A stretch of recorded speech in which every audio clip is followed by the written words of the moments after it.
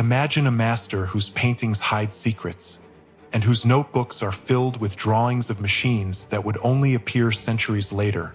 He lived in a world without technology, but his mind was hundreds of years ahead of his time. They called him an artist, an inventor, an engineer, an anatomist, a musician, but in reality he was more. He was a prophet of the future who was able to see the world not as it was, but as it was meant to be. Today, we will dive into the life of a genius who knew no bounds. This is the story of Leonardo da Vinci. Enjoy the show. Leonardo's life began in 1452 in the picturesque but humble countryside. He was born in the small Italian village of Anciano, near Vinci, which gave him his surname. His background was a paradox. The illegitimate son of a wealthy notary, Piero da Vinci, and a young peasant woman, Caterina. This circumstance forever closed the doors of universities to him, depriving him of the opportunity to become a lawyer or a doctor. His future, it seemed, was limited, but it was this very circumstance, strangely enough, that gave him complete freedom. Leonardo was not bound by strict academic rules and traditions. He was free to follow his main passion, unrelenting curiosity. From early childhood, he explored the world like no one else. He didn't just look at things, he tried to understand how they worked. He spent hours observing the movement of rivers, how the wind bent tree branches, and the flight of birds.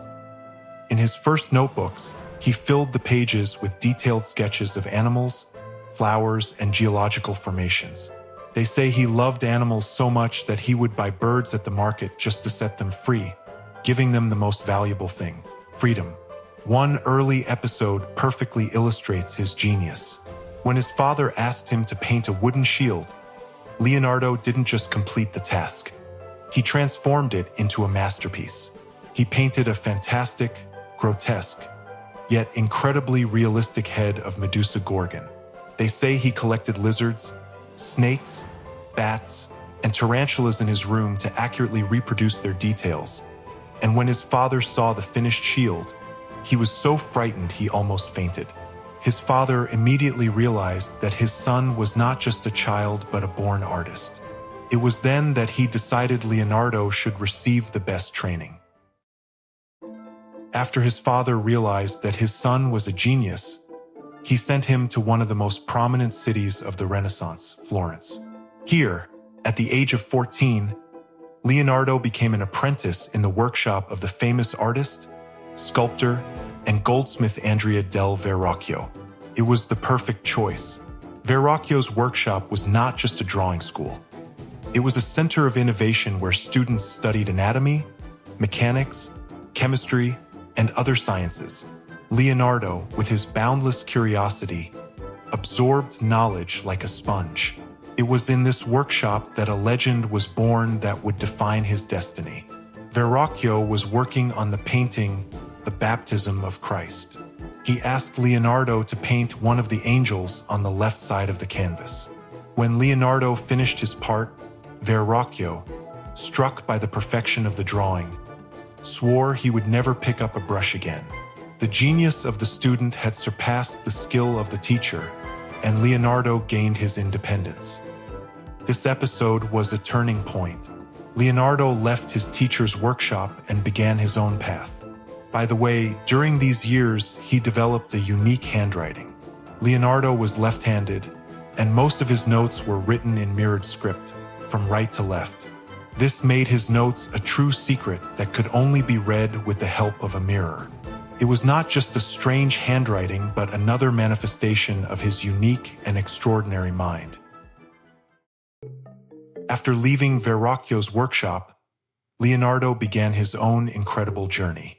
Although he created few paintings, each one is an immortal masterpiece.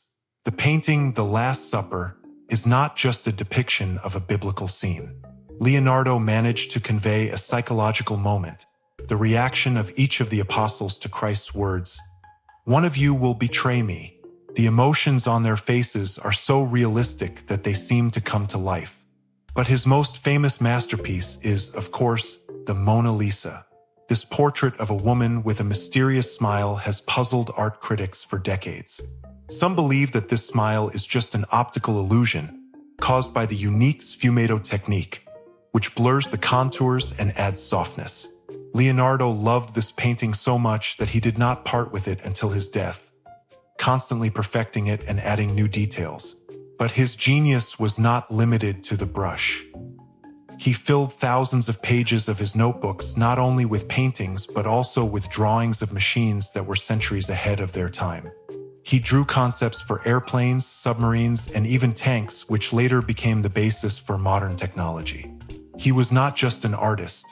He was a visionary inventor who saw the world not as it was, but as it could become.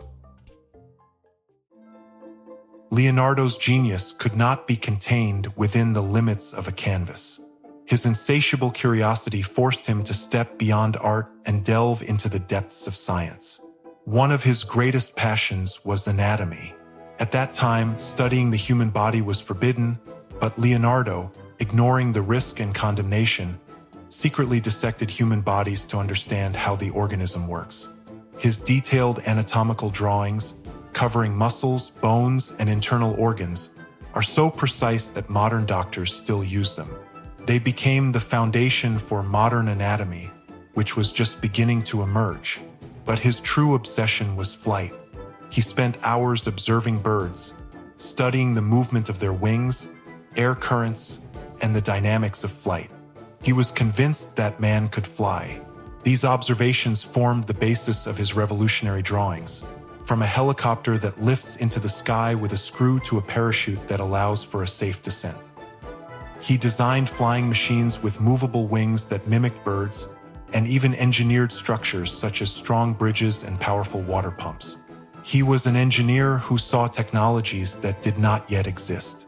He developed designs for an armored tank, a diving suit, and even a robotic knight that could move. His notebooks were not just notepads. They were encyclopedias of the future. Leonardo was living proof that a scientific mind and artistic vision can combine to create incredible breakthroughs that would later change the world. After decades spent in Italy, Leonardo, at the age of 64, accepted the invitation of the young, energetic King Francis I and moved to France. This was more than just a move. It was a triumphant retirement. King Francis, who genuinely admired Leonardo's genius, granted him the highest honors. He appointed him the king's first painter, engineer, and architect, and gave him the comfortable Château du Clos-Luz, located just a few hundred meters from his own residence in Amboise. Leonardo crossed the Alps, taking with him his favorite paintings, the Mona Lisa, the Virgin and Child with Saint and Saint John the Baptist. Life at Clos-Luz was peaceful and measured. Leonardo no longer felt the pressure of commissions. His main task was to converse with the king. Francis, I spent hours talking with him, considering him not only an artist but a wise mentor. It is said that the king called him father and never ceased to be amazed by the depth of his knowledge and the breadth of his interests. This was a period when Leonardo was organizing his notes, creating drawings for royal festivities, and working on his treatises on painting and anatomy. His mind remained tireless. He constantly transferred his ideas from one notebook to another, supplementing, clarifying, and perfecting his drawings. However, years took their toll.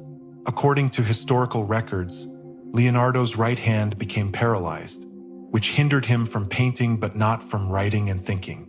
He lived out his final years peacefully in the castle, surrounded by his students and servants. His death came on May 2nd, 1519. The most famous legend states that he died in the arms of King Francis I. This moment, even if not a historical fact, symbolically shows how much Francis valued Leonardo, seeing in him not just a genius, but a great thinker. Leonardo da Vinci left behind not just a few masterpieces, but thousands of pages of manuscripts that contained ideas hundreds of years ahead of their time.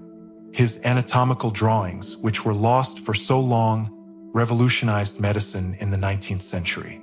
His engineering drawings became a source of inspiration for aviation engineers, inventors, and scientists. His name has become synonymous with human curiosity, the endless pursuit of knowledge, and freedom from all conventions.